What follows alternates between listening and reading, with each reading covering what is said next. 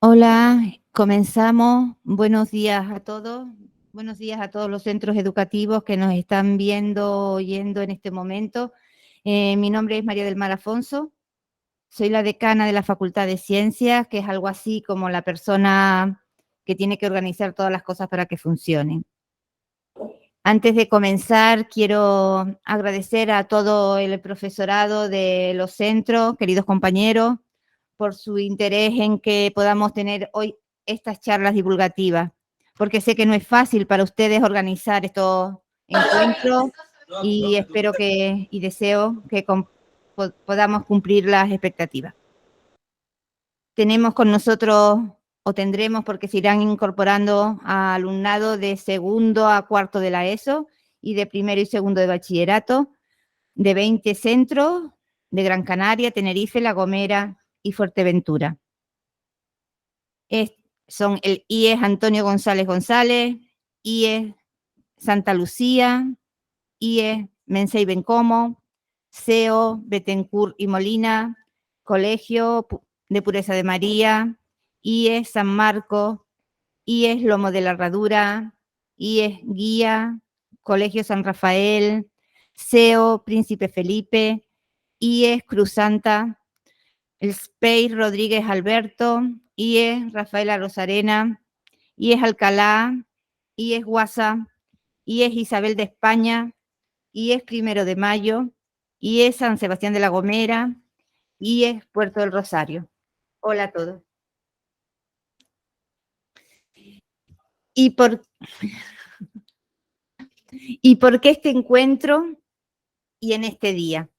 Pues porque mañana, 11 de febrero, aparte de que tendrá lugar la entrega de los premios Joyas de Cine, que podremos ver en televisión, para los que sean aficionados al cine, y esto a nivel nacional, pues cada 11 de febrero y a nivel internacional, y desde el año 2015, casi cuando nacieron ustedes, se ha establecido como un día de reconocimiento a todas las mujeres científicas.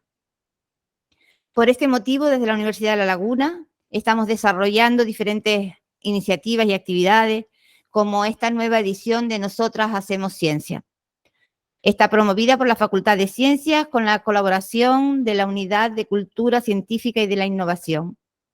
Queremos poner así nuestro grano de arena para que todos y todas los que nos vean o escuchen hoy puedan visualizar que en nuestro entorno hay muchas mujeres que se dedican a investigar en matemáticas y en ciencias como física, química, biología, ambientales, que son felices en su trabajo y que no existe sesgo de género en estos campos, que cualquier chico o chica a quien le apasionen las matemáticas o la ciencia o la ingeniería puede construir su futuro en ella. Vamos a tener hoy con nosotros 3 jóvenes investigadoras de 3 campos diferentes: bióloga genetista, física y matemática. Rosa Fregel Lorenzo es genetista, adscrita al Departamento de Bioquímica, Microbiología, Biología Celular y Genética de la Universidad de La Laguna. Virginia Monteseguro Padrón es investigadora Beatriz Galindo en la Universidad de Cantabria y física. E Irene Márquez Corbella es matemática del Departamento de Matemáticas, Estadística e Investigación Operativa de la Universidad de La Laguna. Verán que son personas muy cercanas, que les apasiona su trabajo, que podrán hacerles preguntas, no duden en hacerlas. Quienes nos oigan solamente, o sea, que no tengan las cámaras, pueden hacerlas a través del chat y yo les traslado a ellas las preguntas que ustedes nos escriban. Y quienes nos vean pueden intervenir si quieren así hacerlo, también pueden hacerlo a través del chat, pero si no, pueden hacerlo con el micro a través, si lo tienen, o a través del profesor o la profesora del aula. Porque hoy, gracias a los avances tecnológicos, podemos encontrarnos, ¿no? Como estamos haciendo ahora. Y estos avances han sido y seguirán siendo así gracias a la ciencia. Así que gracias a todos por escucharnos y les dejo ya con la persona a la que quieren oír, que es la doctora Fregel Lorenzo. Rosa, cuando quieras. Buenos días a todos y a todas. Mi nombre es Rosa Fregel, yo soy bióloga, profesora de la Universidad de La Laguna, concretamente del área de genética. Entonces, hoy les voy a contar un poco, pues, cuál ha sido mi trayectoria, cómo he llegado a donde estoy y contarles un poquito también lo que hacemos. Cuando puedan la presentación. Bueno, cuando estaba preparando esta actividad de divulgación, lo primero que me pregunté fue quiénes fueron mis referentes. Pues para todos aquellos de ustedes que estén preocupados porque aún no sepan a qué se quieren dedicar o que quieren ser de mayores, en mi caso yo cambiaba de opinión prácticamente todas las semanas y durante mucho tiempo no sabía realmente lo que quería hacer. Lo que sí tenía claro es que yo era una persona muy, muy curiosa y sobre todo me daban curiosidad las cuestiones relacionadas con las ciencias naturales. Entonces, cuando estaba en el instituto, hubo dos personajes que me llamaron mucho la atención. Por un lado fue Darwin, que en sus viajes en el Beagle, pues la observación de distintas especies le dio lugar al desarrollo de la teoría de la selección natural. Y también me llamó mucho la atención los trabajos de Mendel, que contando guisantes, pues fundó una nueva rama de conocimiento, la genética, y sentó las bases de la herencia. Pero estos dos personajes, aunque me dieron mucha curiosidad, no fueron los que me llevaron a querer dedicarme a ciencia. En mi época, pues no teníamos charlas de científicos en nuestros institutos ni en nuestros colegios. Yo no sabía que existían centros de investigación ni científicos en Canarias y mucho menos tuve a una científica, a una mujer que viniera a hablarme de su trabajo. Por lo tanto, yo no creía que dedicarte a perseguir tus curiosidades pudiera ser un trabajo, ¿no? Que te pagaran por ello. Entonces, mi primer referente como persona que hacía algo divertido y le pagaban por ello, más o menos, fue Indiana Jones. Entonces, Indiana Jones supuestamente era un profesor universitario, yo no sé cómo lo hacía porque yo no tendría tiempo de hacer todas esas cosas, pero era un profesor universitario que se dedicaba pues, a encontrar tesoros y a vivir aventuras. Y a mí es verdad que estudiar el pasado me llamaba siempre la atención. Pero lo veía como algo inalcanzable, yo no podía ser Indiana Jones. La primera vez que yo me encontré con una mujer científica fue a finales de los años 90 en la serie Expediente X. Entonces ustedes son muy, muy jóvenes y probablemente ni siquiera sepan qué serie es esta, pero en esta serie había una agente del FBI, la agente Scully, que era una mujer científica que había hecho una tesis doctoral. Entonces ella hacía experimentos, era siempre la que intentaba llevar la voz de la razón en todas esas cosas paranormales que pasaban. Y esa fue la primera vez en mi vida que oí hablar de alguien que tenía una tesis doctoral y encima era una mujer. Yo a finales de los 90 no tenía muy claro que era una tesis doctoral, yo solo lo que sabía era que quería una y que yo quería ser como la agente Scully. Y yo pensaba que era algo que solo me había pasado a mí, pero ayer investigando un poco aprendí que hay una cosa que se llama el efecto Scully y es que las chicas que vimos esta serie en los 90 tenemos un 50% más de probabilidades de dedicarnos a la ciencia. O sea que este personaje ficticio fue una inspiración para nosotros. Y por eso creo que es tan importante hacer estas actividades porque no hay necesidad de ir a la televisión a buscar referentes. Y creo que las científicas tenemos que trabajar y tenemos que dedicar nuestro tiempo para que los jóvenes tengan referentes reales y cercanos a ellos.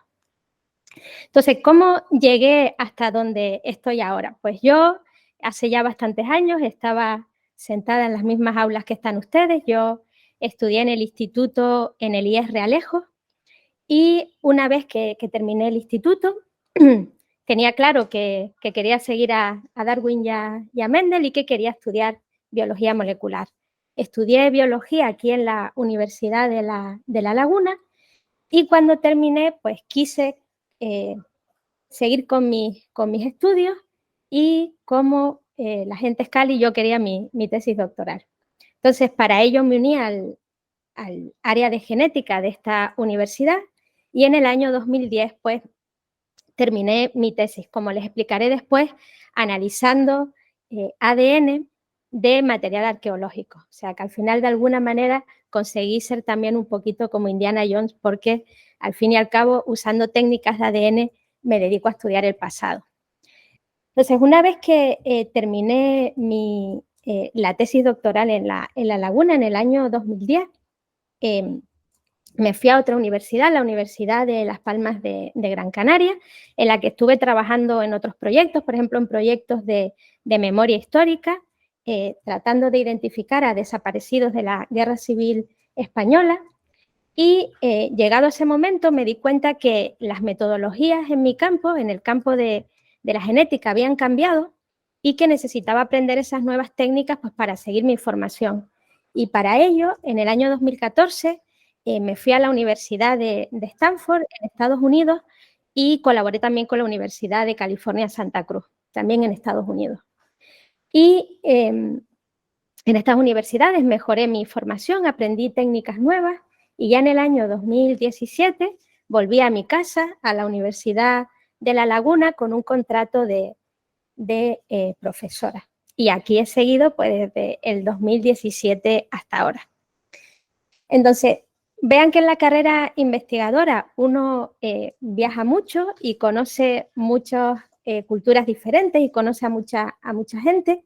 Y yo creo que esta es una de las cosas, pues quizás más, para mí más atractivas de este trabajo, la oportunidad de conocer otras realidades y conocer otras culturas. Respecto al trabajo que hago, como les decía antes, al final sí he conseguido ser un poquito como Indiana Jones. Nosotros lo que hacemos es trabajar con material arqueológico. Por ejemplo, una de las poblaciones que más estudiamos es la población aborigen de Canarias, y lo que tratamos es obtener ADN a partir de ese material arqueológico. Entonces, en la primera foto que ven ahí, pues estamos muestreando, tomando muestras de momias aborígenes en el Museo Canario, en Gran Canaria, y luego ya tenemos un trabajo de registro de esas muestras, y luego ya nos vamos al laboratorio en el que extraemos ese ADN y luego con técnicas pues, estadísticas, matemáticas, informáticas, analizamos esos datos. Entonces, fíjense cómo hoy en día la ciencia es multidisciplinar, es decir, yo recuerdo cuando estaba en el instituto que decían, bueno, los de letras solo necesitan asignaturas de letras, los de ciencias solo necesitan asignaturas de ciencia. En realidad hoy en día no es así. Fíjense cómo mi trabajo pues, incluye tanto cuestiones de historia, de arqueología, como cuestiones de matemáticas, de estadística, cuestiones de informática y cuestiones de biología molecular. Es decir, que hoy en día es necesario saber un poquito de todo. Entonces, aquí les muestro también cómo realizamos ese trabajo de análisis de datos. Hoy en día la cantidad de datos que manejamos es masiva. Por lo tanto, el tener conocimientos de informática y sobre todo de computación es muy necesario. Así que yo les animo a que si en su proceso de formación ustedes tienen la oportunidad de aprender algo de computación, que lo hagan, porque luego aprenderlo de mayor, la verdad que es un poco más complicado. Y bueno, ¿qué cosas pues descubrimos nosotros usando esas técnicas de ADN? Pues recuerden que el ADN al final lo que es una molécula que contiene la información genética de un individuo, es decir, que es un poco como las instrucciones que determinan cómo va a ser un individuo. Entonces, nuestro ADN está codificado pues todas nuestras características, por ejemplo, nuestro color del cabello, el color de la piel, también qué enfermedades vamos a padecer. Y quizás algo que ustedes no sabían, en el ADN se encuentra también codificado de alguna manera cuál es nuestro origen geográfico. Es decir, aunque todos los humanos nuestro ADN es prácticamente idéntico, tenemos algunas mutaciones, tenemos algunas variantes que son típicas de distintas regiones geográficas. Entonces, nosotros podemos usar el ADN para, a partir de esa información, conocer cosas de las poblaciones del pasado. Entonces, yo aquí les traigo algunos de los ejemplos en los que, en los trabajos que hemos estado haciendo últimamente. No sé si lo vieron en prensa, pero ese que tienen ahí, la primera foto, fue una reconstrucción que hicimos del aspecto de una mujer aborigen que vivió en torno al siglo V en Gran Canaria. Entonces, en este trabajo lo que hicimos, de nuevo con un estudio multidisciplinar, fue colaborar con forenses que a partir del cráneo hicieron una reconstrucción de la cara de esta mujer, con arqueólogos que determinaron cuál sería su aspecto más probable, pues cómo sería su vestimenta, de qué manera llevaría colocado el pelo. Y el trabajo que hicimos nosotros fue determinar, basado en su ADN, cuál sería el color de la piel, el color del cabello y el color de los ojos de esta mujer. Y lo que descubrimos es que muy probablemente esta mujer tendría la piel blanca, pero de una tez morena, que tendría el pelo marrón oscuro y los ojos marrón oscuro también. De manera que entre todos, entre los forenses, los historiadores, los arqueólogos y los biólogos, hemos creado esta imagen de una mujer aborigen. Otra de las cosas que hemos hecho, que a lo mejor alguna vez lo habrán oído en la prensa, es que hemos sido capaces de determinar el origen de la población aborigen de Canarias. Entonces, ustedes recuerden de sus clases de historia que cuando llegaron los conquistadores a Canarias se encontraron que ya estaba habitada por una población. Y era una población que las crónicas de la conquista nos dicen que les recordaban un poco a las poblaciones bereberes del norte de África. Entonces, nosotros lo que hemos hecho ha sido comparar el ADN obtenido de material arqueológico de individuos pertenecientes a la población aborigen de Canarias y los hemos comparado con otras poblaciones de referencia, ¿vale? Lo hemos comparado con poblaciones actuales de Europa, incluyendo España, pues también de África, del norte de África, de Oriente Próximo, y hemos visto que el ADN que nosotros obtenemos a partir de estos restos arqueológicos, a quien más se parece es al norte de África. No solo al norte de África actual, sino a poblaciones antiguas del norte de África. Y este resultado no nos sorprende porque en realidad tanto lingüistas como arqueólogos ya habían dicho que las mayores similitudes de la población aborigen de Canarias era precisamente con el norte de África. Y bueno, respecto a otras cosas que hemos estado haciendo más recientemente y que yo creo que es de lo más interesante que hemos iniciado en los últimos tiempos, ha sido el estudio de enfermedades del pasado usando material arqueológico. Entonces, piensen que cuando nosotros morimos, nuestro ADN se queda conservado en el material esquelético y también se queda conservado en los dientes, en las muestras dentales. Entonces, si en el momento que de nuestra muerte teníamos algún tipo de infección, algún tipo de enfermedad infecciosa, es posible que ADN de esas bacterias, de esos microorganismos, se quede también conservado dentro del material arqueológico. Entonces, una de las cosas que siempre nos cuentan los arqueólogos es que la población aborigen de Canarias tenía muy mala salud oral. ¿Y a qué se refieren con eso? Pues si se fijan en las fotos que tienen en la diapositiva, las muestras aborígenes que tenemos se caracterizan por dos cosas. Primero, porque tenían unas caries muy importantes. Si ven el huequito que hay ahí en ese diente, pues eso era una caries enorme que tenía ese individuo en el momento de su muerte. Y otra de las características de la población aborigen es que también presentaban grandes infecciones en las encías, que daban lugar a ese agujero que ven ahí en el hueso, pues que fue una infección que fue lo suficientemente grande como para degradar el hueso de la mandíbula de este individuo. Entonces, en los últimos años hemos sido capaces de recuperar ADN de las bacterias que le estaban causando enfermedad a esos individuos y hemos determinado que esto que se observa en el material arqueológico por parte de los arqueólogos lo podemos determinar también desde un punto de vista molecular. Y llegado a este momento, bueno, simplemente contarles que nosotros somos los que realizamos estos análisis, somos un grupo de investigación que se llama EvoPaleoGen. Somos un grupo bastante joven, acabamos de empezar. Yo me incorporé en la Universidad de La Laguna en el año 2018 y ese fue el año en el que empezó este grupo de investigación, y hoy en día está formado por Javier, que es un estudiante de doctorado de tercer año, por Clara, que es una estudiante de doctorado de segundo año. Bueno, aquí en la foto con la camiseta en negro y los vaqueros está Alejandra, que era una investigadora postdoctoral que ya ha terminado su contrato con nosotros y se encuentra ahora pues como investigadora postdoctoral en la Universidad de Las Palmas de Gran Canaria, y se acaba de incorporar, que no ha salido en la foto todavía, Sara, que es una estudiante de máster.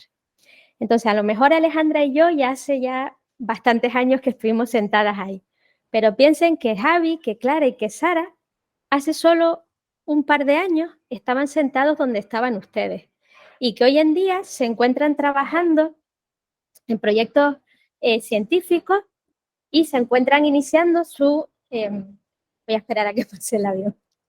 Y se encuentran pues iniciando su carrera investigadora. Entonces, quizás ellos cuando estaban ahí tampoco pensaban que fuera posible, pero en realidad si tienen ganas y si esto les gusta, pues la verdad que es una profesión que merece la pena. Yo no les voy a mentir y les voy a decir que esto es fácil. En realidad es bastante complicado, pero si te gusta, merece la pena. Pues aquí les dejo pues la referencia de nuestro equipo de investigación por si quieren saber algo más de nosotros, y también les dejo en nuestras cuentas de Twitter, tanto la del grupo de investigación como la mía personal, pues en la que siempre contamos un poco las investigaciones que estamos haciendo y compartimos también otros trabajos de estudios de ADN de material arqueológico pues realizado en otras partes del mundo. Entonces, a partir de aquí, yo ya estoy disponible para cualquier pregunta o cualquier duda que tenga.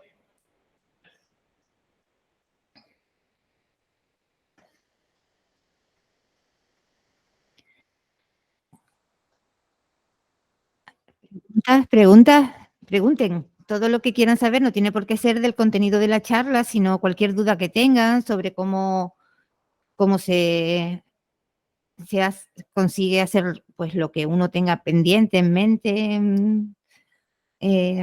Les animo a que hagan preguntas.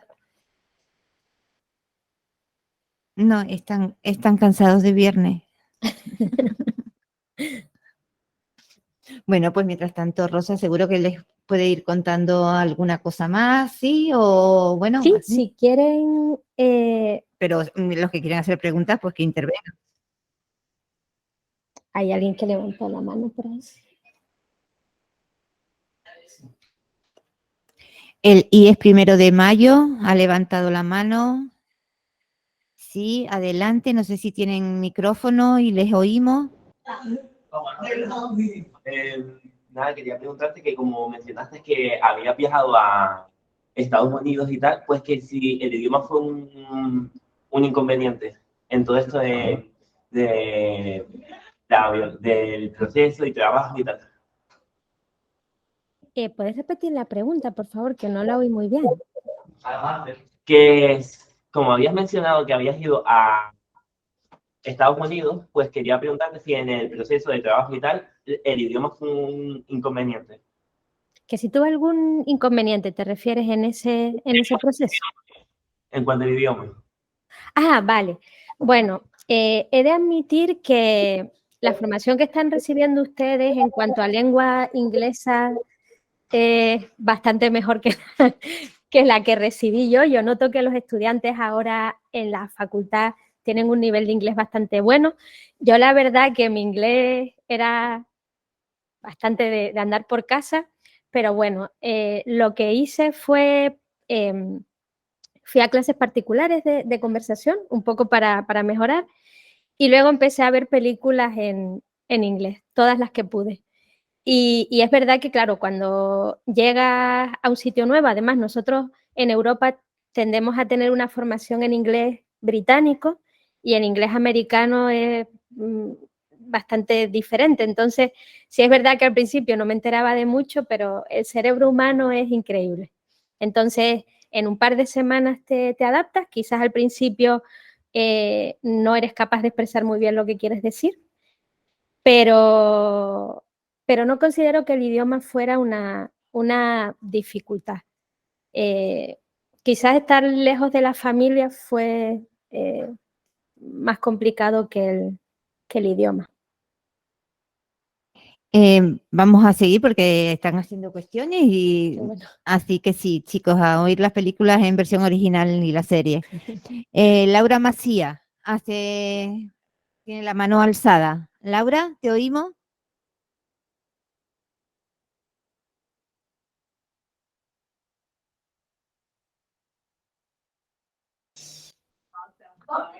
Ya. ¿Qué es lo que más te ha llamado la atención al investigar las fobia en Canarias? Ya, sería eso.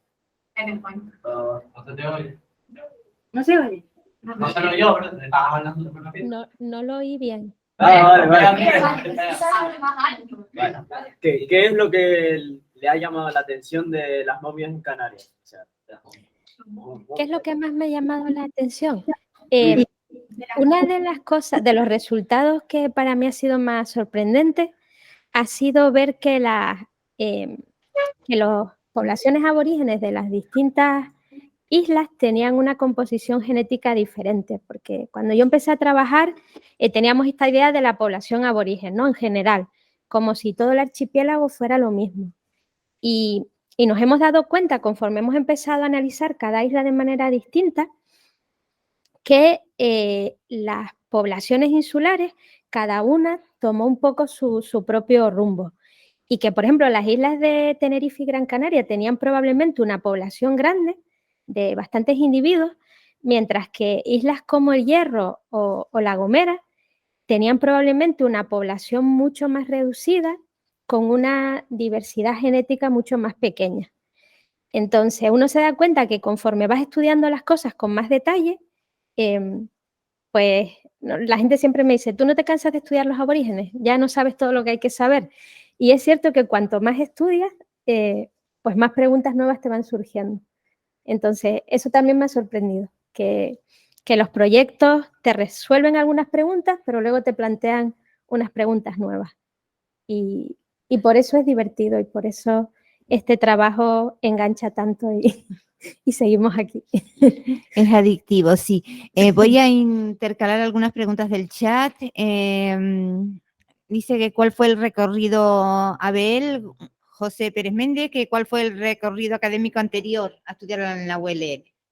Vale, yo soy preloxe, o sea que, bueno, yo estudié en el Colegio Nazaret de los Realejos. En esa época teníamos EGB, o sea que estábamos hasta octavo de EGB en el cole, yo creo que era hasta los 14 años, si no me equivoco. Ya ni me acuerdo. Yo no me acuerdo. Sí, yo creo que era hasta los 14 y después nos íbamos al instituto, teníamos primero, segundo y tercero de BUP y después teníamos COU, que tercero de BUP y COU es como el primero y segundo de bachillerato de ustedes.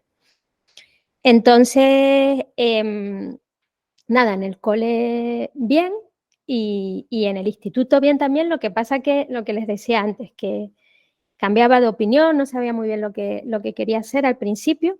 Hubo una época que quise estudiar química, después me enseñaron, empezaron con toda la parte de los electrones y tal, y digo, no, esto no me, no me gusta tanto, y entonces me encontré con Mendel y con Darwin. Y ahí ya me fui por la parte de biología. Y nada, la verdad que en la parte del colegio y del instituto, pues normal, o sea, no, y luego también la gente se piensa que uno, cuando eres profesor universitario, que uno sacaba sobresalientes y matrículas todos todo el tiempo, ¿no? A lo mejor es verdad que en el instituto me costaba un poco menos y todo eso, ¿no? Y era más fácil sacar buenas notas. Pero en la carrera yo era una estudiante normal, quizás de notable más que de sobresaliente, ¿no? Y yo creo que en ciencia, pues ser trabajador es importante, tener disciplina es importante, pero más que la memoria, para mí lo que es indispensable es la curiosidad y las ganas de saber, porque al final eres como un perro que no quiere soltar un hueso, ¿no? Y eso, entonces, yo creo que en el instituto y en el cole era una estudiante normal. Vamos a darle la voz a tercero A. Tercero A es como me aparece, no sé, debe haber muchos terceros A, pero quien ha levantado la mano que aparece como tercero A. Ahí viene, sí, lo estamos viendo ya. ¿Ya se escucha? Perfectamente. O sea, dice una alumna que tiene vergüenza que hubieras estudiado si no hubieras estudiado eso, tipo. Wow, esa es una pregunta complicada. Yo me tiré de cabeza a biología, es decir, bueno, es verdad que cuando estaba en COU podías coger una cosa que era la orientación AB, que cogías todas las asignaturas de tecnológico, ¿sabes? Matemáticas y física, y tenías las de ciencias naturales, que era química y biología. Pero es cierto que cuando yo estaba en COU yo solo quería estudiar biología. Y sinceramente, si no hubiera entrado en biología, no tengo ni idea de qué hubiera hecho. Quizás hubiera buscado lo más cercano a biología que pudiera. Pero ahí sí que me acaban de pillar. No sé. Bueno, yo les propongo química. Yo soy química, o sea, ¿por qué no? Laura Macía, ¿te oímos?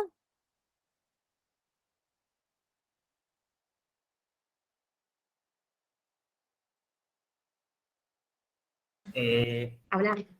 Supongo que Habla. yo tengo una pregunta sobre hay muchos huesos de aborígenes canarios que se han encontrado con grietas y con fracturas. ¿Tú sabes por qué podría ser? Dices restos arqueológicos, o sea, restos humanos con fracturas y con grietas. Sí, hay muchos que se han encontrado con grietas y con agujeros. Ah, vale. Bueno, en realidad el daño al material arqueológico puede ocurrir de dos formas. O sea, puede ser que sean daños anteriores a la muerte o que sucedieron durante pues, el proceso de muerte del individuo. Y luego también hay degradación que está asociada pues, a después de que se depositan los restos, ¿no? Por ejemplo, nosotros cuando analizamos el material dental, normalmente suele estar con fracturas, con fisuras, pero que son fisuras que se han creado posteriores al depósito del cadáver. Entonces, mis compañeros lo que me cuentan es que hubo periodos del poblamiento aborigen en que hubo procesos de violencia, pues que se tiraban pedradas y que, bueno, que hubo un poco ahí de mal rollo. Y sí es verdad que hay restos esqueléticos que tienen daño, pues asociado eso a violencia. Pero la gran mayoría de daño que nosotros vemos en el material arqueológico está asociado al proceso de degradación. No sé si es eso lo que me estabas preguntando. Tenemos dos cuestiones en el chat. Una es ¿cuánto cobramos? Y otra es ¿cuál ha sido el proyecto que más te ha gustado? Bueno, yo voy a contestar a la primera, porque al fin y al cabo estamos todos aquí. Entonces, cobramos lo suficiente para vivir dignamente. No necesitamos mucho más, estamos bien. Y vamos a ir a la siguiente, que ¿cuál ha sido el proyecto que más te ha gustado? Rosa. A mí bueno, tengo dos. Dentro del estudio de la población aborigen, el que más me ha gustado es el que estamos haciendo ahora, que es el estudio de la población del hierro, porque la población del hierro es muy especial. Se ve que era una población muy, muy pequeña, que estuvo muy, muy aislada, y eso desde un punto de vista genético crea pues, efectos en las poblaciones que son muy interesantes de estudiar. Y bueno, ya en un par de años tendremos resultados y haremos divulgación espero que a ustedes les llegue esa información. Pero para mí yo creo que el trabajo más relevante que he hecho desde un punto de vista social pues fue cuando estuve trabajando en la identificación de desaparecidos durante la Guerra Civil Española, porque yo creo que es algo muy, muy importante y, bueno, conocer a las familias que estaban esperando para saber si esos eran los restos de su familiar desaparecido, pues, no sé, a mí fue algo que me impactó un montón.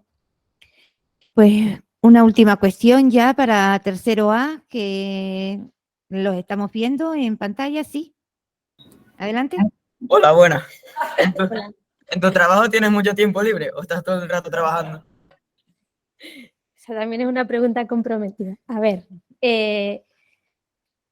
este trabajo no es fácil.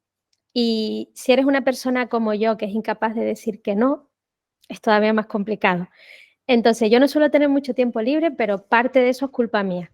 Es decir, si tú eres una persona disciplinada y solo te comprometes a las cosas que puedes hacer dentro de tu horario laboral, pues tienes un horario laboral normal. Si eres como yo, que me meto en berenjenales un día sí y otro también, pues es verdad que trabajo un montón de horas, pero lo hago porque me gusta y porque quiero, ¿no? Al final, yo creo que, bueno, uno tiene que buscar un poco de equilibrio entre la vida personal y la laboral. No puedes dejar que este trabajo absorba toda tu existencia, pero es cierto que yo no soy la mejor persona para hablar de eso. Pero bueno, yo me lo paso muy bien y me gusta mucho mi trabajo, así que... Pues agradecemos a la doctora Fregel que haya estado con nosotros. Sé que hay alguna otra mano levantada, pero para cumplir un poco el horario les ruego que hagan las preguntas a través del chat y yo se las traslado y ella las puede ir contestando también a través del chat para poder así presentarles a continuación la doctora Monteseguro Padrón, Virginia, que va a intervenir desde la Universidad de Cantabria. Adelante, Virginia, y Hola. continuamos. ¿Se me escucha? Sí, perfectamente. Vale. Pues muchas gracias por la presentación, María del Mar. Ahora voy a compartir pantalla para que se me vea la presentación.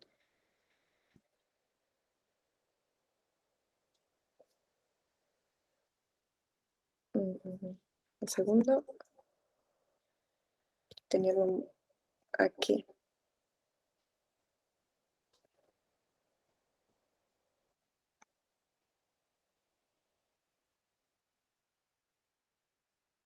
Vale, ¿se ve la pantalla? Sí, sí. O sea, Ahora no. sí. Es que estaba compartiendo solamente la... Vale. Ahora se ve. Se está cargando. Está cargando, sí. Perfecto. Comparto. ¿Lo ven bien? Bien. Vale. Pues nada, como me ha presentado María del Mar, yo soy doctora en física. Como pueden ver por mi acento, también soy canaria, soy de Tenerife, aunque toda mi familia es del Hierro. Y bueno, y se preguntarán por qué he acabado la Universidad de Cantabria. Pues ahora mismo les cuento la historia. Yo, en mi caso, es diferente al de la compañera que acaba de hablar, de Rosa. Yo en segundo de la ESO, por casualidad, vi un documental sobre astrofísica, que claro, a los canarios nos toca mucho lo de la astrofísica porque tenemos el Instituto Astrofísico de Canarias, ahí mismo en la laguna. Y me encantó aprender sobre los planetas, sobre la materia oscura del universo. Bueno, me fascinó el documental. ¿Qué pasa? Que en segundo de la ESO, en mi época, supongo que seguirá igual, no se daba física en segundo de la ESO. Entonces digo, bueno, pues en tercero de la ESO ya veré si me gusta la física y también si se me da la física, esa era otra. Yo estudié en el Colegio Pureza de María, ahí en Tenerife, en La Cuesta. Y pues nada, empecé el curso de tercero de la ESO, empecé a dar física y vi que efectivamente la física me gustaba y que se me daba bien. Entonces, a partir de tercero de la ESO dije, vale, pues mi carrera yo quiero ser astrofísica. Es decir, lo tenía decidido desde que estaba en la ESO. Pues la suerte que tuve es que en cuarto de la ESO pues una profesora nueva empezó a dar física en el colegio y acababa de hacer el doctorado en astrofísica. Entonces, claro, tenía pues mi referente ahí mismo, ¿no? Me estaba dando clase. Yo quería ser como ella. Y nada, pues yo también me daba mucha información ella, me decía cómo había sido, etcétera, etcétera. Y yo finalmente, pues, cambié del colegio Pureza María, pasé al instituto.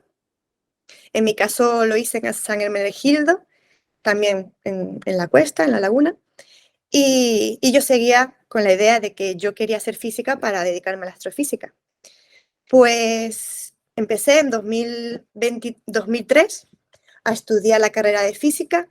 En este curso, en el curso 2003-2004, pues la verdad que había pues casi igual o muchísimas chicas, pero yo diría que éramos casi el 50%, es decir, éramos casi la mitad de chicas y la mitad de chicos. Entonces, eso era muy positivo. Yo me esperaba encontrar pues que fueran casi todos mis compañeros pues chicos. Y de hecho, una anécdota que me acuerdo mucho es que un viernes a las 8:30 de la mañana teníamos termodinámica. Y el profesor, y éramos solamente chicas en la clase, en el aula, y nos dijo el profesor: cada vez tengo más claro que el futuro es de las mujeres. Yo opino lo mismo, pero opino que el futuro es de las mujeres, pero es importante saber que el futuro es mutuo, es decir, hay que ir de la mano, chicos y chicas tenemos que ir de la mano, porque siempre la diversidad es muy importante. Las chicas y los chicos podemos pensar de formas diferentes y al final, lo que decía Rosa, la diversidad es multidisciplinar, ¿no? También tener diferentes visiones ayuda a que en un grupo de investigación pues se desarrolle un tema mucho mejor y de una forma mucho más eficiente o más rápida. Entonces, pude entrar a licenciatura, fueron 5 años. Yo empecé por astrofísica, como ya os le comento, pero ¿qué pasa? Que durante la carrera ves pues de todo, ves muchos itinerarios, muchas asignaturas, y me di cuenta que realmente lo que me gustaba era la física de materiales y no la astrofísica. Y ustedes se preguntarán, ¿qué es la física de materiales? Pues yo les voy a hacer una pregunta a ustedes. ¿Cómo estamos haciendo esta charla? ¿Cómo estamos conectados? Yo estoy en Cantabria, ustedes están en Canarias, unos en La Gomera, otros en Tenerife, otros en Fuerteventura. Pues básicamente es todo física de materiales. Ordenadores es materiales. La construcción de ordenadores, los móviles, pues las cosas cotidianas como los aviones, todo. Previamente todos esos materiales han sido estudiados, cómo funcionan, cómo están formados, cómo cambian dependiendo de si hay una temperatura mucho mayor, mucho menor, etcétera, etcétera. Pues yo quería dedicarme a eso, estudiar el por qué se comportaban los materiales de una manera u otra si cambiabas las condiciones, ¿no? Y por tanto, cuando acabé la licenciatura, pues empecé el máster en física también en la Universidad de La Laguna, llamado Estructura de la Materia. Querías ver cómo se formaba todo. Y bueno, como dijo Rosa, no todo es fácil. Yo acabé y debido a la crisis de esa época, que empezó en 2008, pues el número de becas de doctorado disminuyó drásticamente. Entonces estuve unos 8 o 9 meses sin ningún tipo de contrato, ninguna beca, hasta que en 2011 salió una beca teórico-experimental. Es decir, no solo iba a hacer experimentos en el laboratorio, sino que además me iba a encargar de hacer cálculos por ordenador. Es muy importante lo de la informática, como dice Rosa. Entonces, apliqué, solicité la beca, mucha otra gente también lo hizo, pero me la concedieron suelen baremar mucho la nota de la carrera, y la conseguí. Y aquí pueden ver tuve 2 directores de tesis, al profesor Alfonso Muñoz y al profesor Víctor Lavín. Este fue el día en el que fuimos a comer con mis directores y el tribunal de mi tesis. Este día fue cuando leí mi tesis, que me convertí en doctora en física. Él venía de Francia, él venía de Valencia, y la profesora y doctora Plácida Rodríguez estaba en mi tribunal. Yo tengo que decir quiero hacer un inciso y tengo que decir aquí que también la profesora Plácida Rodríguez es un referente en Canarias como mujer científica, porque ha dado, durante toda su trayectoria en La Laguna, ha hecho tanto como profesora de la universidad, muy buena, por cierto, y también como científica. Y quería darle pues su reconocimiento también hoy. Cuando acabé en 2015, pues otra vez lo mismo, ¿no? Antes de acabar el doctorado digo, uy, pues ahora tengo que volver a solicitar contratos. El mundo de la investigación es así, ¿no? Y entonces todos los posibles contratos que yo me iba informando que iban saliendo, pues los solicitaba. Y finalmente, uno de ellos, hice una entrevista y me cogieron y fui al ciclotrón europeo. Desde 2016 a 2018. Y se suele llamar postdoc porque es un contrato que haces después de tu doctorado. Y, por supuesto, seguí en física de materiales a altas presiones. Luego les diré lo que son altas presiones.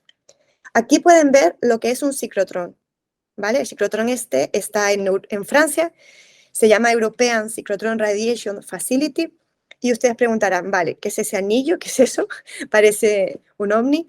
Pues es un anillo, como pueden ver aquí, tiene un diámetro de unos 800 metros, y un radio, perdón, de 800 metros, y ¿con qué puedes hacer en un ciclotrón? Pues un ciclotrón, básicamente, para que me entiendan, es un acelerador de electrones, ¿vale?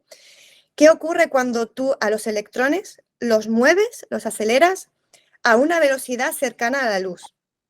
Pues lo que se produce es que estos electrones, al ser acelerados en una órbita circular, como ven aquí, este es su recorrido, pues cuando se les desvía una cierta tangente, ¿verdad?, hacia aquí, pues emiten rayos X.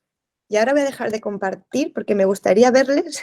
¿Saben lo que son los rayos X? ¿Les suenan los rayos X?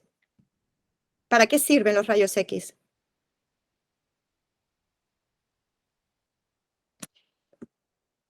Por ejemplo, si se hace un esguince, pues ¿a dónde van? Pues van al hospital y les hacen una radiografía, ¿verdad? ¿Y qué ven con los rayos X, con la radiografía? Pues ven vuestro hueso, ¿vale? El interior de vuestro cuerpo. Pues para eso se utilizan los rayos X. Eso es lo que nosotros hacemos en el ciclotrón.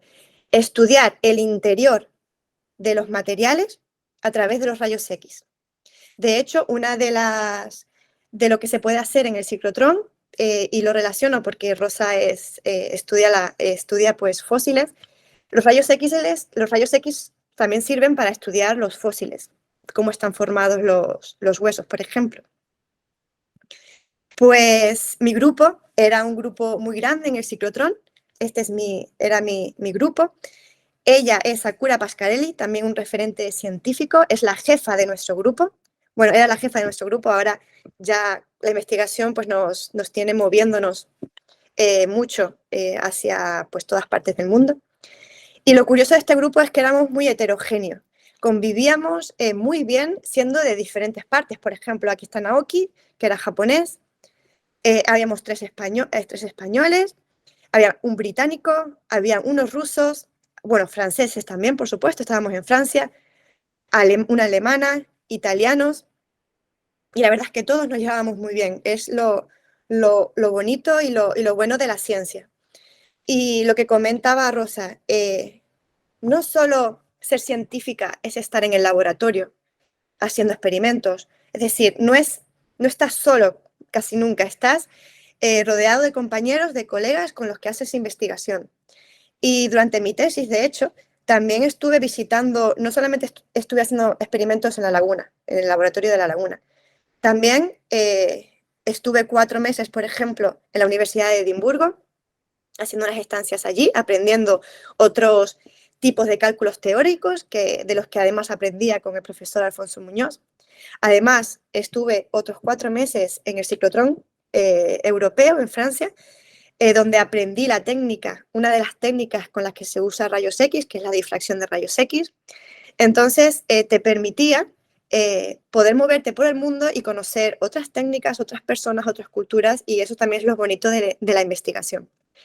Y como ven aquí, lo que les puede llamar la atención es que hay el mismo número también de mujeres que de hombres. Mismo número de científicos que de científicas. Y lo importante es que si quieres ser científica no hace falta que seas física, por ejemplo, o bióloga solamente. Por ejemplo, ella es brasileña y estudió ingeniería de materiales, por ejemplo. Ella es rusa y estudió química. Ella es alemana, Angélica, y estudió geología. Ella se encargaba de estudiar cómo se encerraban gases dentro de otros materiales.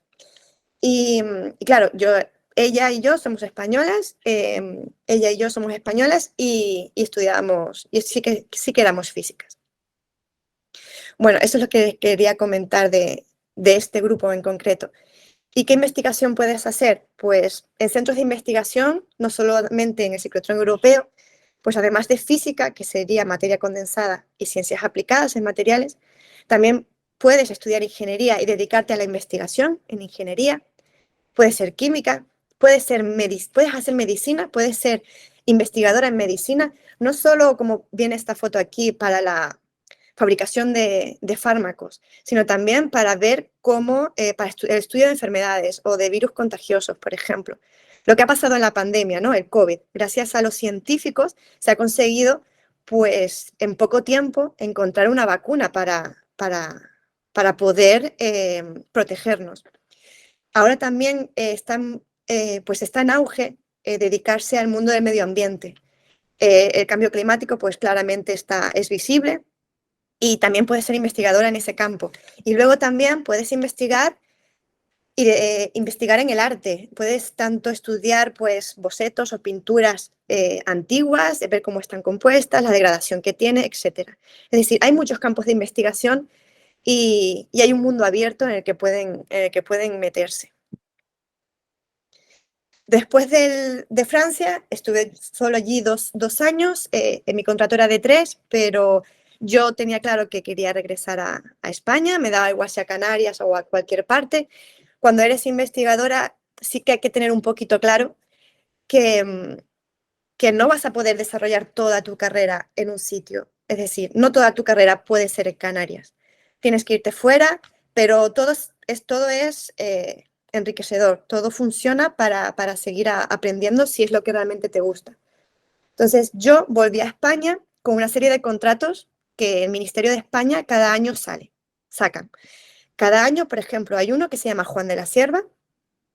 Juan de la Cierva son unos 500 contratos al año para investigadores y de diferentes áreas, no solo para física. Y yo conseguí uno de estos contratos, Juan de la Cierva, y lo hice en la Universidad de Valencia. Yo tenía colegas de trabajo con los que investigaba, que eran de allí, y me fui a investigar allí en la Universidad de Valencia. No solo investigué, sino que también di clases a universitarios. Allí estuve hasta 2020. Luego, en 2020, fue profesora sustituta aquí en la Universidad de Cantabria, y ya por fin he llegado a donde estoy ahora, en la Universidad de Cantabria. Pero este contrato solo fueron de 6 meses, pero ese mismo año solicité varios contratos de investigación, entre ellos el Juan de la Cierva y la Beatriz Galindo. Lo primero que salió fue la Juan de la Cierva, que me la habían concedido. Hay 2 Juanes de la Cierva, una formación, como pueden ver, y otra incorporación. Pues conseguí esta incorporación otra vez, pero finalmente me quedé con la Beatriz Galindo, que salió en 2021, porque se retrasó debido a, en el 2020 fue lo de la pandemia. Pues me quedé con la Beatriz Galindo porque es uno de los programas de excelencia para poder incorporarte ya a la universidad con cierta estabilidad. Y aquí estoy, en la Universidad de Cantabria, estudiando física de materiales a altas presiones y siendo profesora en esta universidad. Vale, y voy a meterme un poco en qué es la física de materiales. Bueno, realmente lo que es la alta presión. ¿Cómo estudias materiales con la alta presión? Pues nosotros vivimos en unas ciertas condiciones, ¿verdad? Normalmente la temperatura global de la Tierra es unos 20 grados, ¿vale? Nosotros, por ejemplo, en Cantabria aquí estoy a 10 grados y ustedes seguro que están un poquito por encima que yo, pero bueno, la media es unos 20 grados. Y la presión que es lo que menos se conoce, pues alrededor de 1 bar, ¿vale? Para que me entiendan, cuando les digo qué presión hay en el interior de la Tierra, voy a hablar de gigapascales. Aquí nosotros estamos viviendo a 0,0001 gigapascal. El gigapascal es una unidad de presión. Vale, quédense con esto, 0,001. Esas son nuestras condiciones de vida. Vale, si nosotros vamos yendo hacia el interior de la Tierra, ¿qué ocurre? Cuanto más capas hay encima, ¿qué ocurre? Que va subiendo la presión, ¿vale? Hemos pasado de 0,001 a 24 en esta capa, en el manto terrestre. Aquí, de 24 a 125 gigapascales. ¿Y qué pasa en el núcleo terrestre? Justo en el núcleo. Pues que estamos ya a 364. Hemos pasado de 0,001 a 364 gigapascales. Y ustedes dirán, vale, ¿cómo yo puedo llegar en el laboratorio a presiones del interior de la Tierra? Pues muy simple. La física, si no se las he enseñado simple, pues es muy simple. Es decir, ya verán que lo van a entender perfectamente.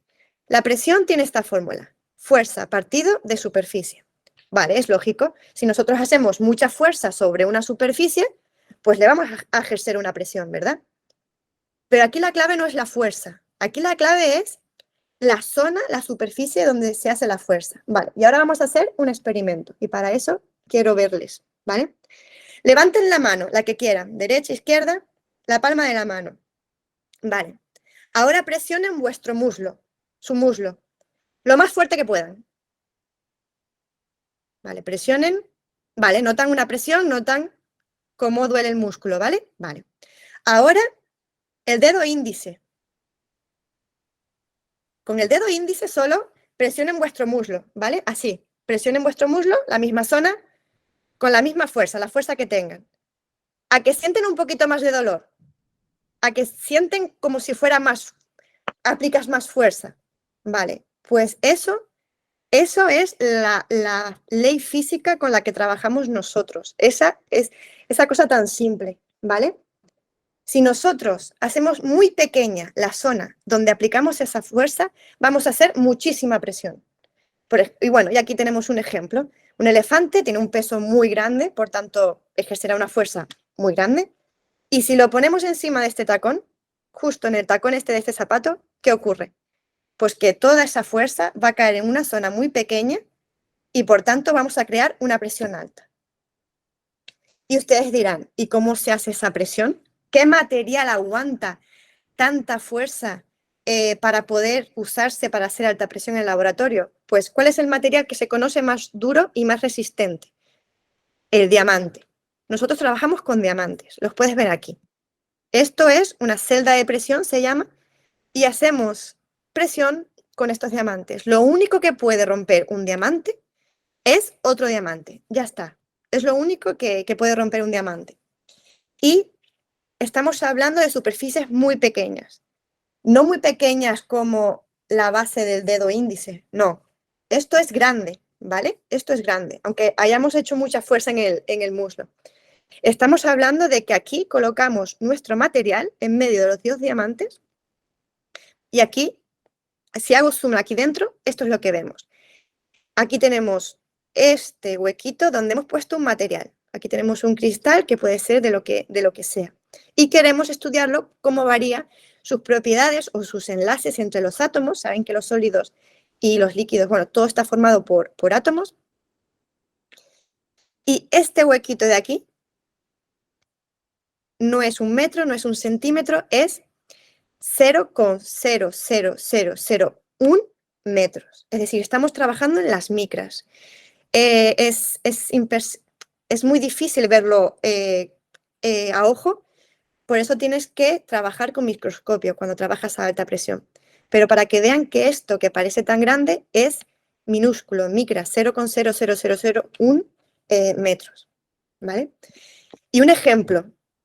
Ustedes saben que el agua puede pasar de líquida a sólida con temperatura, ¿verdad?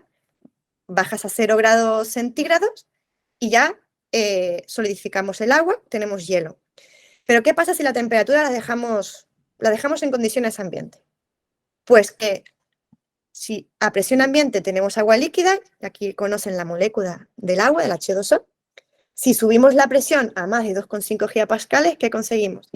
Pues solidificar el agua y, por supuesto, cambiar su estructura. Cuando me refiero a la estructura y cómo están formados los materiales, pues aquí ven un ejemplo, ¿vale? Estos son átomos de diferentes tipos, ¿vale? Hidrógeno y oxígeno en este caso, formando enlaces. Pues yo me encargo de estudiar cómo varían todas estas estructuras con la presión. Y bueno, hasta aquí mi charla. Muchas gracias por su atención y no duden en preguntarme cualquier duda que tengan. Muchas gracias, Virginia. Enhorabuena por tanto trabajo y bienvenidos sean tus éxitos. Vamos a empezar con el turno de preguntas. A ver, tenemos el chat a su disposición y tenemos también los micrófonos. Miguel Ángel García Sánchez ha levantado la mano. Adelante.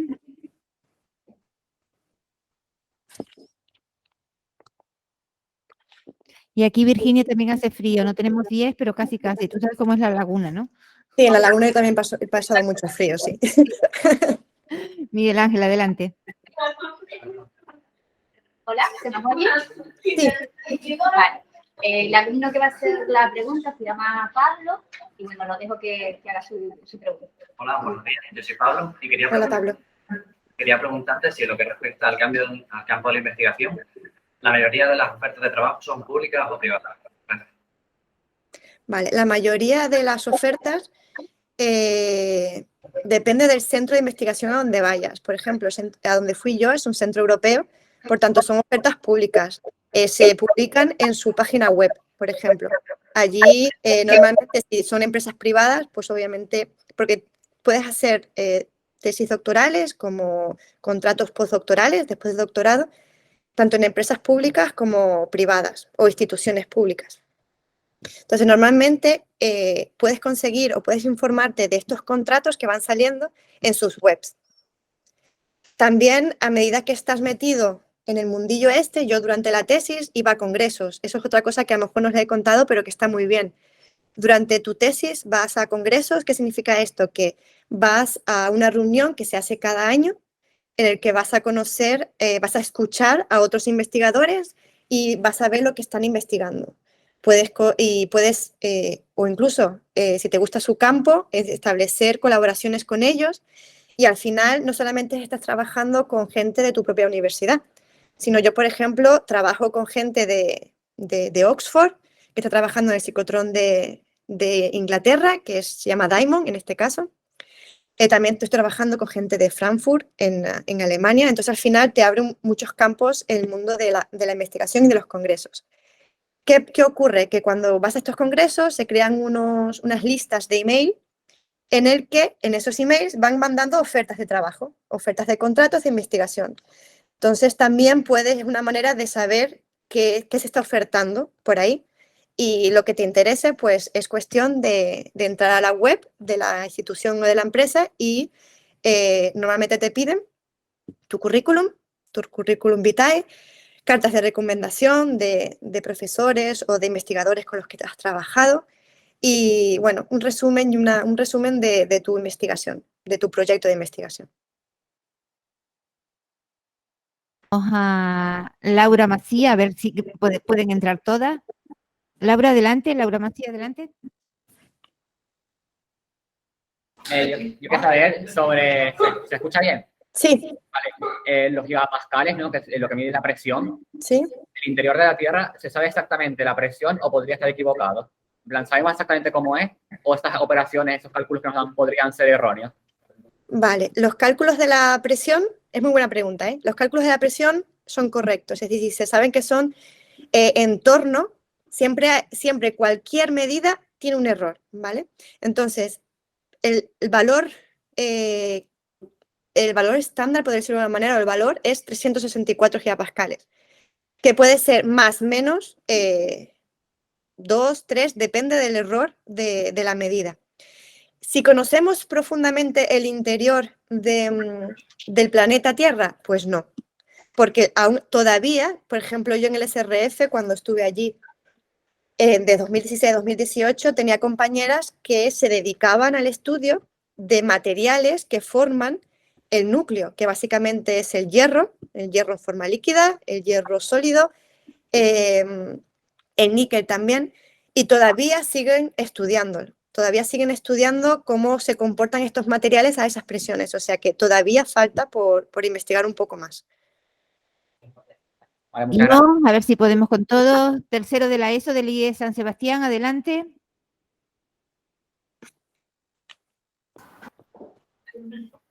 Hola, muy bueno. Hola. Hola. Querías hacerle una pregunta, que esa pregunta es, ¿cuánto cobras? Pues como dice María del Mar, lo suficiente para vivir. Y es Mensei Bencomo, cuarto de la ESO B.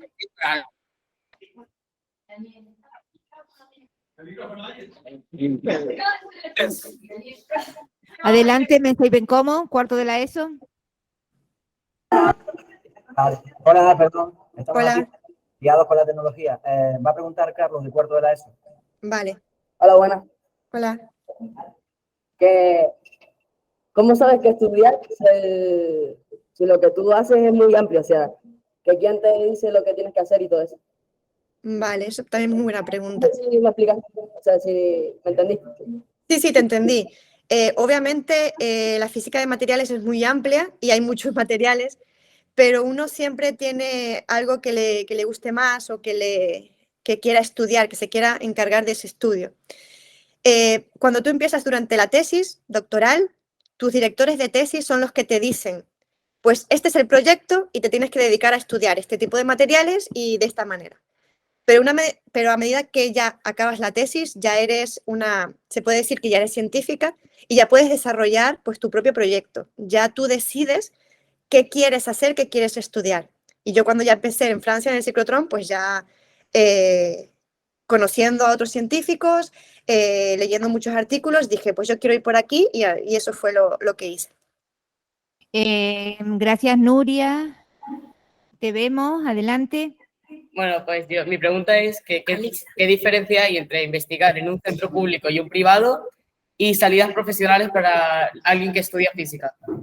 Vale, pues la diferencia, yo nunca he trabajado en un centro privado, así que no puedo decirlo concretamente nada del centro público. Sí que es verdad que, de centro privado, perdón, sí que es verdad que en lo público realmente la diferencia básicamente es que en la empresa privada es que hay muchas diferencias de la empresa privada a lo público, ¿vale? Tanto salario como los proyectos de investigación. Por ejemplo, si trabajas en la universidad tienes que dar clases además de investigar. En una empresa te dedicas solamente a la investigación, es decir, hay muchas diferencias. Y como física, ¿qué puedes hacer? Pues además de dedicarte a la investigación y obviamente también, como ustedes todos saben, a la docencia secundaria, también puedes presentarte a oposiciones para ser físicos médicos, que no los conocen. Hay mucha gente que no los conoce a los físicos médicos, son los que se encargan de aplicar lo que les comentaba, la radiología, ¿vale? A los enfermos. Luego también, sorprendentemente, en los bancos también buscan muchos físicos por su capacidad de resolución de problemas. O sea que si realmente no te gusta la investigación, pero quieres hacer física, hay muchas salidas. Acabamos con dos más. Tenemos el IES Rafael Arozarena y después una pregunta que tenemos en el chat.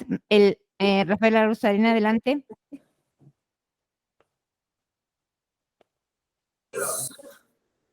Hola. Hola. Iba a ser una pregunta. Últimamente he leído en redes sociales, bueno, y en otros lados, que el núcleo de la Tierra está empezando a frenarse, y era para preguntarte qué sabías sobre el tema y un poco a dónde nos puede llevar. Vale, yo realmente no me dedico a geología, no hago geofísica, que es otra de las ramas de la física. Eso seguro te hubiera respondido muy bien mi compañera Angélica del SRF. Pero sí, yo también he escuchado la noticia y bueno, las repercusiones pues serían muy graves, porque el campo magnético terrestre se vería influenciado y por tanto todo que está conectado, tanto la Luna y los demás, el Sol y los planetas, pues sería una gran catástrofe. Estamos todos, o sea, haríamos creo que todos muchas preguntas, pero nos queda una última y acabamos. El alumnado del IES Puerto le gustaría saber si no se conoce toda la materia del interior terrestre, ¿se podrían encontrar nuevos materiales? Si es así, ¿con qué método? De hecho, nuevos materiales, en sí como nuevos materiales, se podrían encontrar, pero lo que yo diría es que los materiales que ya se conocen, si cambias condiciones, por ejemplo, si aumentas la temperatura, si aumentas la presión, la física dentro de esos materiales cambia y por tanto encuentras nuevas fases y nuevos materiales. De hecho, yo acabo de, porque parte de nuestro trabajo también es corregir artículos de otros científicos que son publicados en revistas científicas. Pues acabo de leer uno que me pareció muy interesante, en el que, debido a la alta presión y alta temperatura, temperaturas de 1000 grados o superiores, encontraban nuevas fases de materiales. Por ejemplo, de la sal, al calentarla y al hacer presión en ella, encontraba fases nuevas y, por tanto, compuestos nuevos. Entonces, se podría decir que sí, que son materiales nuevos que en otras condiciones se consiguen. Muchísimas gracias, Virginia. Muchísimas gracias a todos. Vamos a Gracias a ustedes. continuar. Un abrazo desde La Laguna. Vamos a continuar porque tenemos con nosotros ya a la doctora Márquez Corbella, matemática, que verán ustedes que es un primor oírla. Así que adelante, Irene, cuando quiera. Vale. Pues nada, primero saludarlos a todos. Gracias por la presentación y gracias por invitarme, por estar aquí. Yo soy matemática. Y bueno, soy más o menos de la misma, o sea, empecé mi carrera aquí en la ULL en 2003. Creo que vamos a pasar a la presentación y así vemos un poco mi carrera y después vamos a hacer preguntas. El título quizás de lo que yo quería hablar es Las matemáticas controlan el mundo, y es con un doble sentido. No solo que las mujeres matemáticas controlan el mundo, sino que las matemáticas ya en sí es femenino y que, bueno, estamos detrás de muchas de las cosas, que muchas de las ciencias necesitan matemáticas. Es más, hoy en día la carrera de matemáticas tiene una nota de corte muy alta. Cuando yo estudié matemáticas, que empecé en 2003, la nota de corte era un 5, era, o sea, con aprobar lo que ahora es la EBAU, pues ya podías entrar en la carrera. Pero hoy en día la nota de corte está detrás de las de ciencias de la salud, es decir, medicina, enfermería, fisio, y detrás de física solamente. O sea que tenemos una nota de corte muy alta. Y además está entrando en la ULL, hay 80 personas nuevas que están entrando en la carrera. O sea que tiene una nota de corte muy alta y es una carrera que tiene mucha gente que empieza esta carrera. ¿Por qué hay mucha gente que quiere estudiar esta asignatura, esta carrera? Bueno, lo voy a explicar después, pero primero voy a explicar un poquito cuál ha sido mi trayectoria, ¿no? Como les estaba diciendo, yo estudié matemáticas aquí en la ULL, empecé en 2003. Si alguien me pregunta por qué estudié matemáticas, nunca le dije a nadie qué era lo que quería estudiar hasta que ya tuve que hacer la elección. Sin embargo, nadie se sorprendió. Porque para mí las matemáticas siempre me habían gustado y realmente elegí matemáticas, no voy a mentir, elegí matemáticas porque pensé que era lo que menos tenía que estudiar. Después me di de bruces, en matemáticas hay que estudiar muchísimo, ¿vale? Pero sí es verdad que la elegí porque era lo que más me gustaba durante mis estudios en el colegio y en el instituto.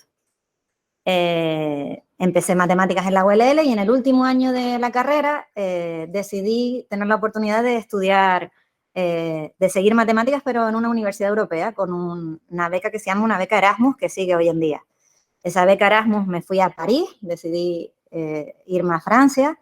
Mi nivel de francés tampoco era muy alto. Yo había estudiado francés, lo que se conoce, un nivel básico de instituto. Me fui allí, quizás las primeras clases en francés me costaron un poquito, pero las matemáticas son universales y yo pude aprobar mis asignaturas en Francia. Y una vez que estaba en Francia, haciendo ese último año de la carrera, me interesé por los diferentes másteres. Hay másteres en España muy interesantes, pero en Francia los másteres eran más especializados.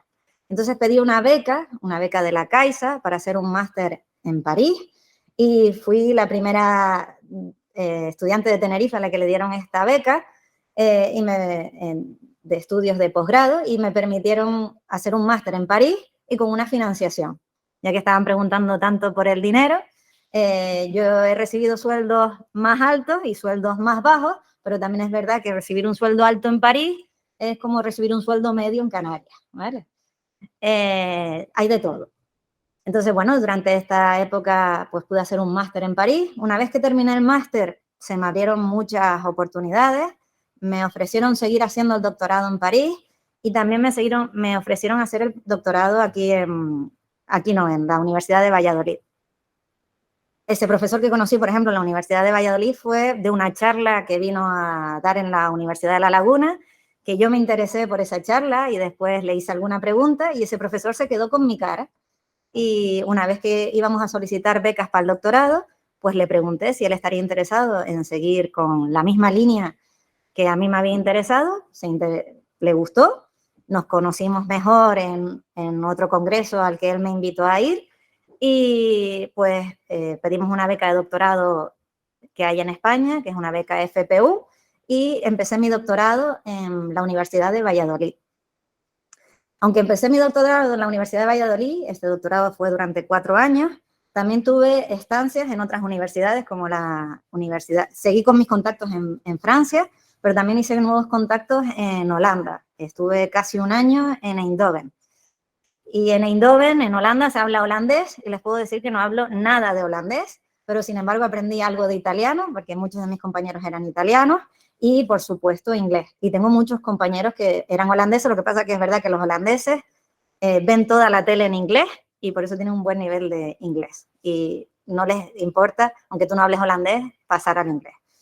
Terminé mi doctorado en 2013 y tuve la suerte, vuelvo a repetir la palabra suerte varias veces y ahora diré qué es la suerte. Tuve la suerte de que en mi tribunal de tesis había invitado a un profesor de Francia que le gustó mucho mi trabajo de tesis y que me ofreció una beca de postdoctorado, después del doctorado, en Francia. También pongo aquí que durante el doctorado trabajé muchísimo, eso no lo voy a negar, pero también pude viajar por muchos sitios.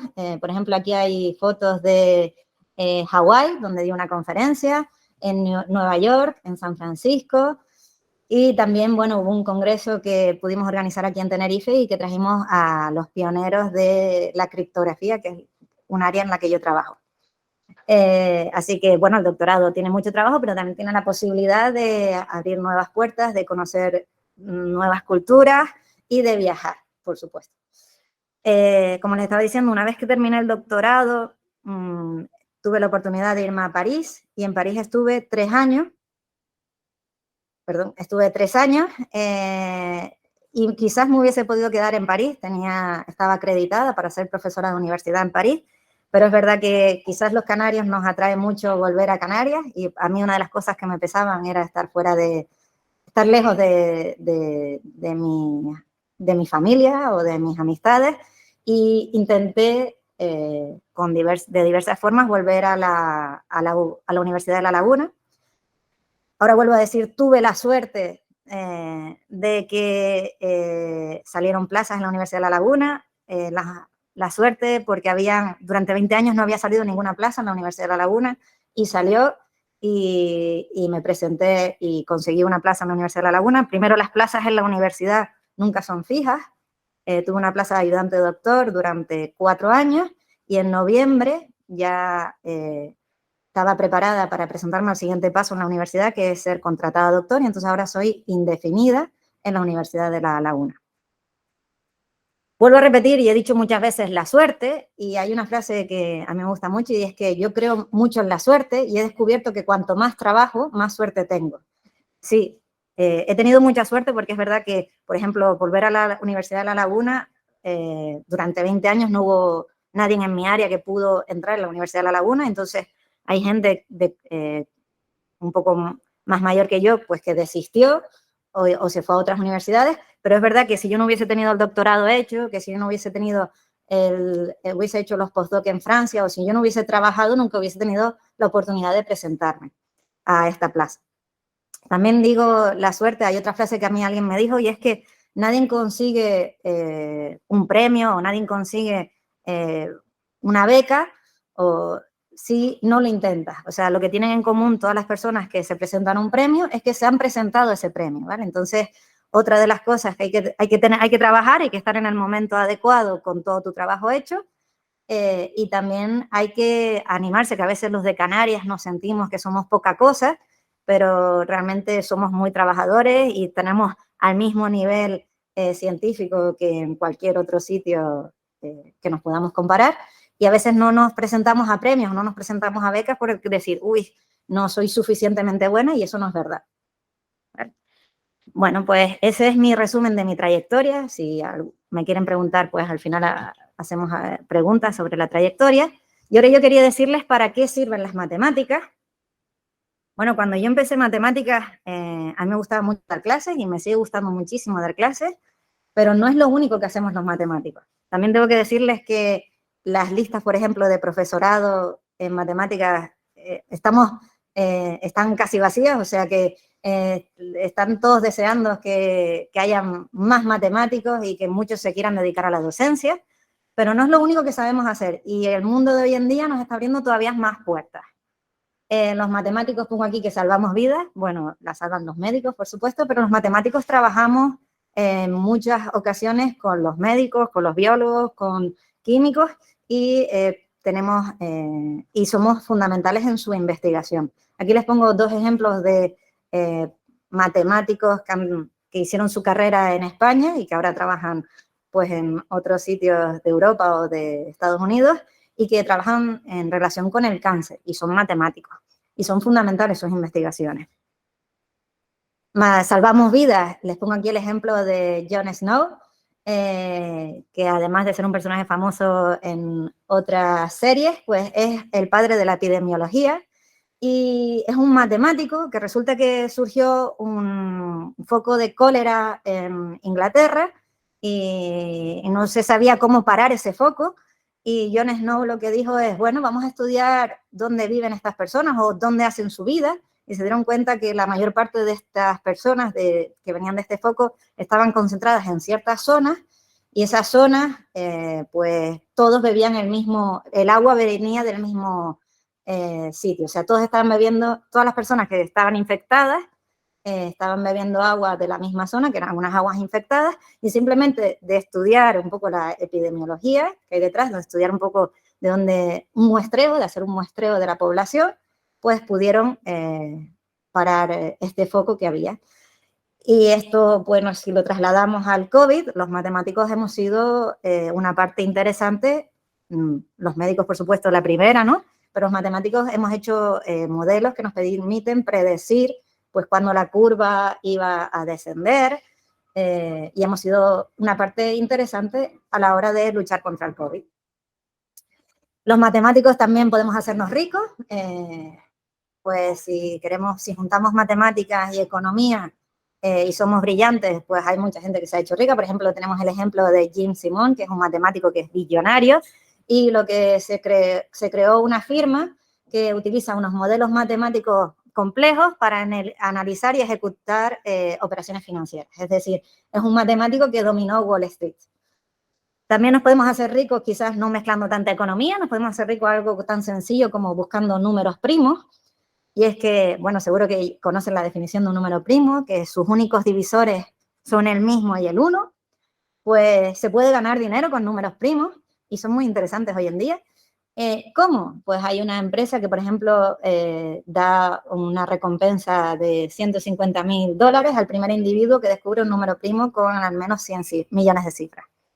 Bueno, eso no es tan fácil de descubrir. No solo no es tan fácil, sino necesitas un ordenador y quizás te gastes más dinero en la energía de que ese ordenador vaya comprobando que ese número es primo que la recompensa. O sea, hoy en día quizás por estas partes no ganamos tanto dinero, pero antes sí que los primeros ordenadores sí que dieron números primos muy interesantes y la gente ganó dinero con ellos.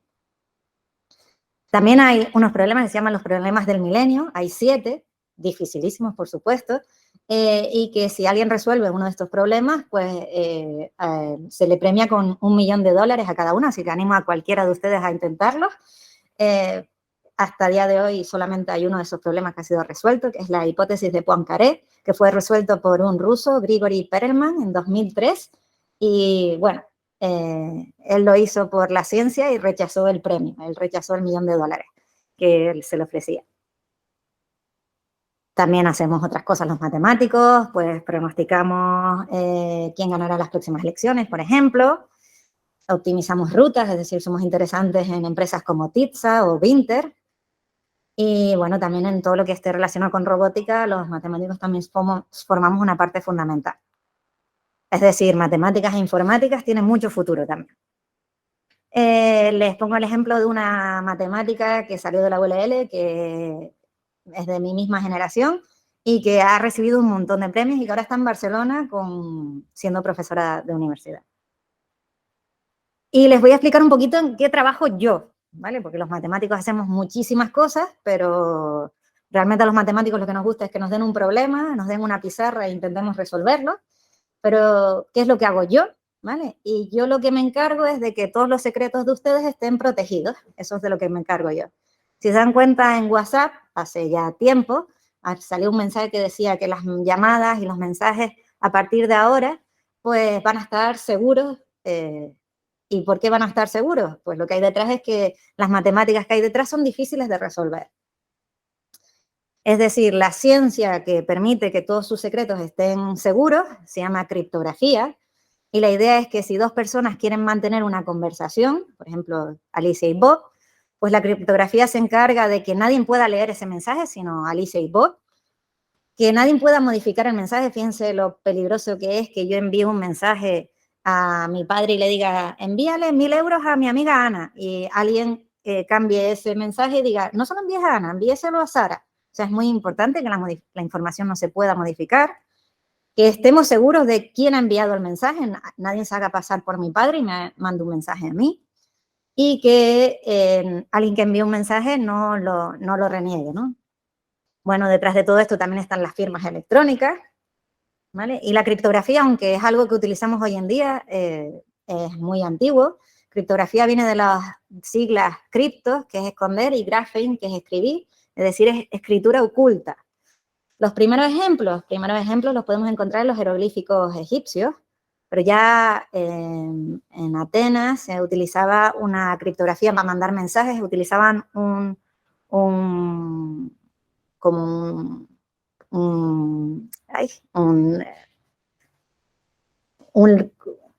me sale la palabra, un tubo simplemente, exactamente, de un cierto diámetro, y lo que hacían era enrollar un papiro y dependiendo del diámetro podías recuperar el papiro o no. Pruébenlo ustedes, si con tubos de diferentes diámetros, si ustedes enrollan un papel y escriben a lo largo, escriben como se está viendo ahí, en cada una de del papel, y lo desenrollan, las letras aparecen en otro orden. Y necesitan un tubo del mismo diámetro para recuperar el mensaje original. Hay cifrados como el cifrado. Intenten, por ejemplo, tengan un texto y cada una de las letras cámbienla por la que ocupa 3 posiciones a la derecha. Eso es un cifrado que se conoce por el cifrado de César, ¿no? Por ejemplo, criptografía o cryptography parecería ser esa palabra tan rara y ya no se entiende, ¿vale? Entonces hay métodos de criptografía muy antiguos que se utilizaban en la antigüedad y que hoy en día ya no son útiles, pero que criptografía no es algo nuevo, ¿no? Criptografía fue fundamental, por ejemplo, en la Segunda Guerra Mundial. Los alemanes crearon una máquina que mezclaba muchos, cogían un mensaje, le cambiaban el orden de las letras y muchas más cosas, y al final el mensaje no se entendía. Y gracias a un matemático inglés que se puso a intentar descifrar la máquina Enigma, Alan Turing, pues se dice que la Segunda Guerra Mundial acabó antes porque se consiguió leer los mensajes que se enviaban entre ellos los alemanes. Les animo, por ejemplo, a ver sobre la máquina Enigma y sobre la vida de Alan Turing, la película El Código Enigma, que es relativamente moderna. Y Alan Turing fue fundamental porque lo que dijo es, oye, es que a mano no voy a poder descifrar ese mensaje, no voy a poder saber qué es lo que me envía el mensaje encriptado con la máquina Enigma, pero si creo un ordenador y el ordenador prueba todas las opciones posibles, o si creo una máquina, él creó una máquina para probar todas las opciones posibles, pues en poco tiempo veo todas las opciones posibles y consigo descifrar el mensaje. Es decir, Alan Turing fue el primero que creó lo que hoy en día es un ordenador, fue el precursor del ordenador que conocemos hoy en día. Y que el ordenador, que hace muchas operaciones muy rápido, permitió que muchos sistemas que se utilizaban hasta hoy en día y que se creía que eran seguros, pues ya no lo son. ¿Vale? Eso fue el gran boom de la criptografía, intentar crear criptosistemas que fuesen seguros con los ordenadores, con la rapidez del ordenador de hoy en día. ¿Qué es lo que pasa? Que hoy en día no hay solo 2 personas que quieran mantener un secreto. Hoy en día queremos mantener conversaciones con todo el mundo. Queremos descargarnos una aplicación en el móvil y que realmente nos estemos descargando una aplicación real, no nos estemos descargando un virus.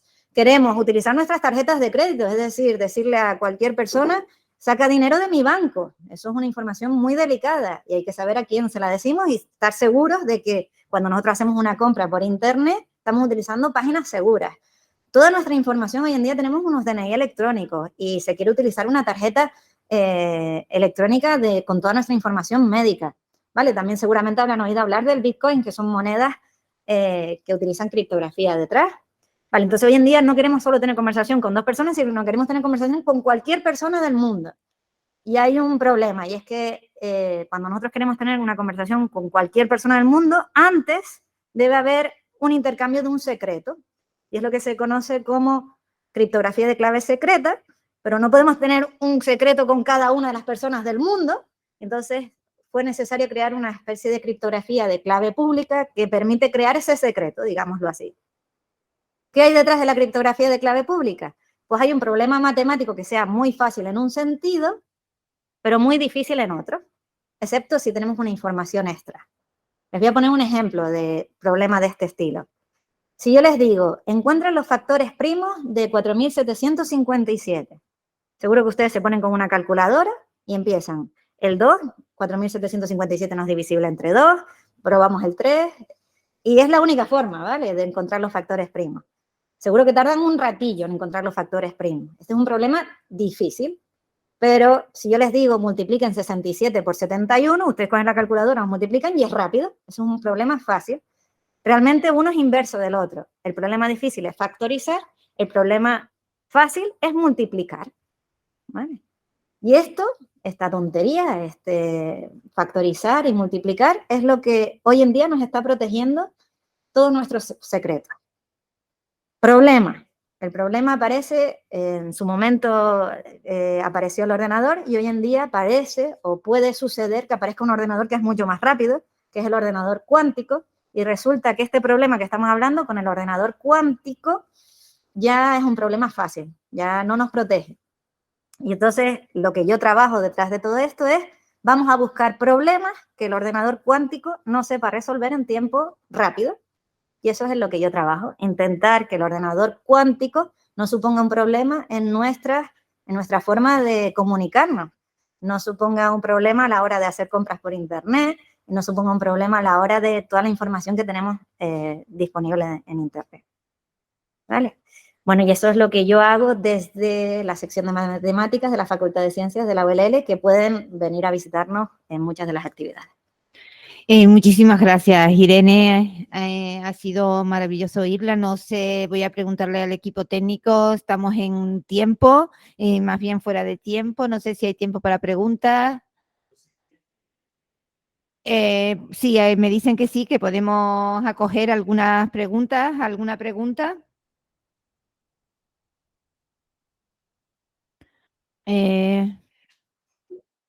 Miguel Barreto Hernández, adelante. ¿Y Antonio González? Somos del día Antonio González y tenemos una pregunta. ¿Cuál fue la tesis doctoral que hiciste y te resultó interesante hacerla? Y la otra pregunta es, ¿cuál ha sido la investigación más relevante para ti a nivel personal? Si entendí bien la pregunta es, si me resultó interesante y cuál es el tema de mi tesis, quizás. Esa fue la pregunta. Sí. Vale, pues el tema de mi tesis realmente fue analizar uno de estos problemas que son difíciles y que el ordenador cuántico no permite resolver de forma rápida. Vale, esto del ordenador cuántico es algo muy novedoso y empieza a ser un problema. Y fue lo que me propusieron. Realmente son unos problemas matemáticos mucho más sencillos, ¿no? Pero que al final tiene aplicaciones en ellos. ¿Me resultó interesante? Sí, me resultó muy interesante. Yo no sabía, yo había hecho un máster en criptografía, o sea que sabía algo de seguridad, pero sobre estos problemas en particular, sobre el ordenador cuántico, sobre todo ello no sabía mucho antes de empezar la tesis. Me resultó muy interesante todo ello. ¿Y cuál ha sido la investigación que más me ha gustado? Pues la investigación que más me ha gustado es que es una investigación que hice en mi primer año después de leer la tesis. No, o sea, lo que hice en la tesis sí me encantó, pero el que más me gustó fue el primer trabajo que salió después de la tesis, que dice que